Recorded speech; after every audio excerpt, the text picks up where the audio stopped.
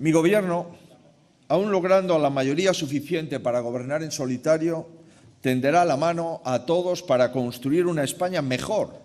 Dicho de otro modo, que nadie cuente conmigo para otorgarle máximas responsabilidades a quien no ha demostrado nunca nada. Que nadie cuente conmigo para mantener en sus puestos a quienes cometan aberraciones como la ley del sí es sí. Y por supuesto que nadie cuente conmigo para nombrar en ningún sitio a españoles contrarios a la Unión Europea, a la OTAN, al apoyo a Ucrania o a la misma defensa de la soberanía nacional que recae en todos los españoles. Y aspiro a tener un gobierno capaz, un gobierno unido y al servicio de España, de nada más y de nadie más. No he llegado hasta aquí para ir contra nadie, solo quiero jugar a favor de mi país. Quiero ser el presidente de todos los españoles, porque es el momento de todos. Les sonará sencillo, pero la política tan divisiva que hemos sufrido en estos años nos va a obligar a hacer un profundo ejercicio de reconstrucción de la unidad nacional, en todos los sentidos. Porque el sanchismo ha deteriorado la unidad institucional, la unidad social y la unidad económica. Reconstruir la España que somos y que queremos ser exige trazar una hoja de ruta muy ambiciosa en 3 ámbitos. Permítame que me refiera brevemente a estos 3. Caben pocas interpretaciones en este sentido. El sanchismo ha tratado las instituciones como si fuesen suyas. Aquello del Estado soy yo, aplicado a la máxima potencia. Ignoro si esta actitud se debe a una convicción profunda o si es un mero oportunismo derivado de la necesidad imperiosa de mantener el poder. Sea cual sea la razón, no me importa. Si los españoles me dan la responsabilidad de gobernar, esto también cambiará. Y el plan de calidad institucional, que yo mismo firmé de mi puño y letra, se aplicará punto por punto en mi gobierno. El autoritarismo de gobernar a base de reales decretos leyes se acabará. Los miles de asesores y altos cargos se sustituirán por un gobierno más pequeño en todos sus niveles. Habrá transparencia en el gasto público y, por descontado, los viajes que los españoles pagan con sus impuestos serán públicos y los aviones del Estado jamás los utilizaré para actos personales o actos de partido. Donde hay arbitrariedad se respetará la democracia. Por ejemplo, para regular por ley los debates electorales, la periodicidad del debate del Estado de la Nación o la relación con el líder de la oposición. Donde hoy no existe, habrá independencia judicial blindada legalmente en los 100 primeros días y la mayor oferta pública de jueces y fiscales de nuestra historia.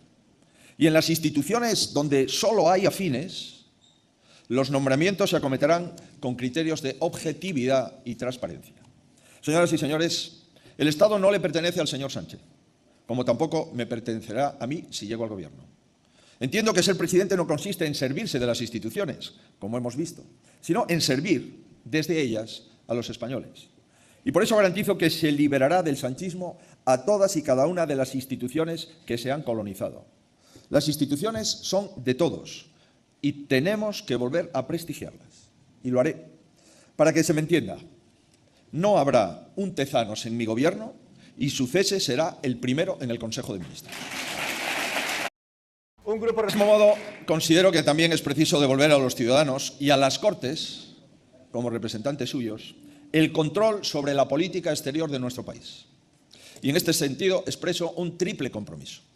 Compareceré en las primeras semanas de mi gobierno para exponer la situación y los objetivos de lo que reste de presidencia española de la Unión.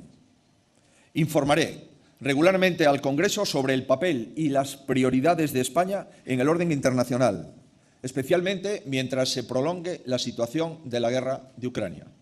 Y de forma concreta, prometo desvelar, en la medida de mis posibilidades, las razones no explicadas sobre el giro en la cuestión del Sáhara. Los españoles tienen todo el derecho a saber para qué y por qué se tomó esa decisión. Quiero transmitir a los españoles mi convicción de que si hay muchas cosas negociables en democracia, el Estado no es una de ellas. Por ello, si tengo la oportunidad de aplicar este programa electoral, el delito de sedición será recuperado en el Código Penal y será recuperado el delito de sedición en el Código Penal y se tipificará el delito de referéndum ilegal. También se aumentarán las penas por malversación de fondos públicos y se garantizará el conocimiento de las lenguas de España en todos los colegios de nuestra nación. Es decir, medidas que contrariarán al independentismo. Pero debo matizar, no nos importa, porque los ciudadanos las están esperando. Nuestro deber no es seguir sometiendo el interés general a los que quieren fracturar España. Esto también lo cambiaremos. Y ojalá que lo hagamos juntos. En el socialismo, hoy Sánchez tiene como modelo a Zapatero. Yo preferiría que tuviese a Felipe González. Por eso, a quien lidere el socialismo tras la caída del sanchismo, le pediré que me ayude a retirar poder a Bildu y al independentismo. Exactamente como he hecho yo allí, donde he tenido los votos suficientes para ello y a cambio de nada, en Barcelona, en Vitoria, en Guipúzcoa, etc. Me repugna la tasa de indignidad con la que han castigado a nuestro país durante estos últimos 5 años. Y me aterra la tasa y media con la que amenazan ahora. Pero que los españoles tengan la certeza de que la capacidad de decisión de Bildu en España se terminará con Sánchez. Y confío en que si él se recuperen algunos principios que nunca debieron de perderse, como que España la gobierne el partido que gane las elecciones. Sánchez es el primer presidente que aspira a serlo perdiendo y debe ser el último. Lo que a mí dependa, así será. Si gano las elecciones, llamaré al líder del Partido Socialista Obrero Español, sea quien sea, para que me deje gobernar. Y si no lo hace, llamaré a todos y cada uno de sus varones para que le convenzan. Les puedo asegurar que tiene algunos sensatos, aunque ya quedan pocos. Les decía antes que el segundo gran objetivo de la próxima legislatura es trabajar por la reconstrucción social, que evidentemente se ha visto deteriorada. Solo por poner algunos ejemplos. En esta legislatura no se ha conseguido acceder a una vivienda, sea más sencillo, al revés. Es más difícil y más caro. Las ocupaciones de inmuebles no paran de incrementar ante la indolencia del actual gobierno, que se niega a cambiar la ley para desocuparlas en 24 horas. La población se ha empobrecido porque nuestra renta per cápita es 17 puntos inferior a la media europea, mucho peor que en 2005. Ha empeorado incluso los datos del presidente Zapatero. La atención a los vulnerables es ciertamente mejorable. Sin ir más lejos, el ingreso mínimo vital deja fuera a 2 de cada 3 potenciales beneficiarios. O la inseguridad y la delincuencia han crecido de forma notable. En definitiva, ¿de qué escudo social nos hablan? Continúo. El Gobierno lleva 5 años sin acometer un debate en profundidad que requiere el blindaje y el sostenimiento del Sistema Nacional de Salud, especialmente de la atención primaria. Somos uno de los países que más tarde incorporamos los tratamientos innovadores a nuestros hospitales y a nuestros centros de salud. E ignora, como si fuese algo irrelevante, que los últimos datos en comprensión lectora en educación son francamente preocupantes. Por tanto, cuando hablan de la defensa de lo público, se refieren a esto. Y por terminar, 5 años después, el Pacto contra la Violencia de Género sigue sin ejecutarse en su totalidad, y hay que hacerlo. Por no hablar de las mujeres que se han visto desprotegidas con miles de agresores, violadores y pederastas beneficiados por una ley injusta. ¿Es esta la forma de defender la dignidad de las mujeres?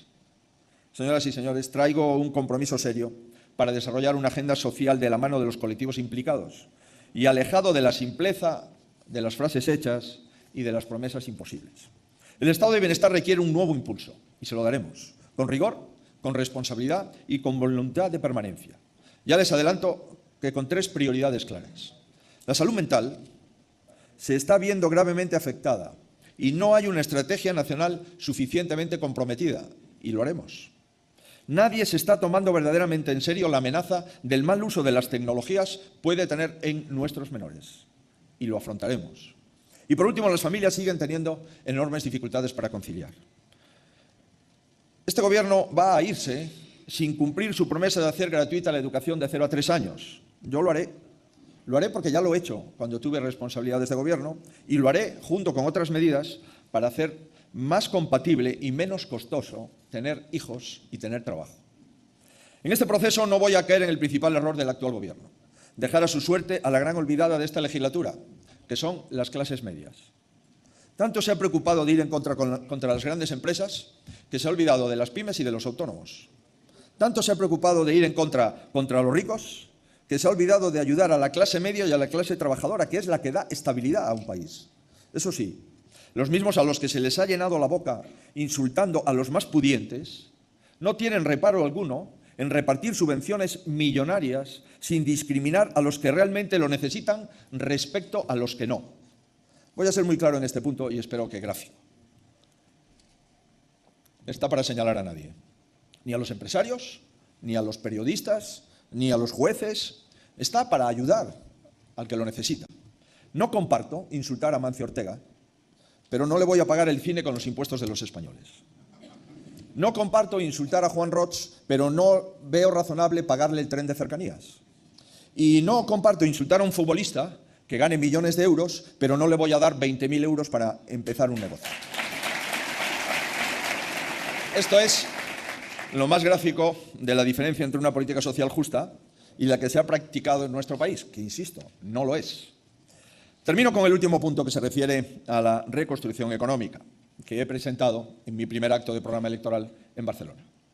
España debe sacudirse el conformismo de un gobierno que dice que la economía va como una moto y se muestra encantado de ser el último país europeo en recuperar el PIB de la prepandemia, junto con la República Checa, ser líderes de paro en la Unión y ser líderes de incremento de la deuda pública. Yo no quiero venderle una moto a nadie. Yo quiero que mi país sea un ejemplo de crecimiento, de creación de empleo de calidad y de buena gestión.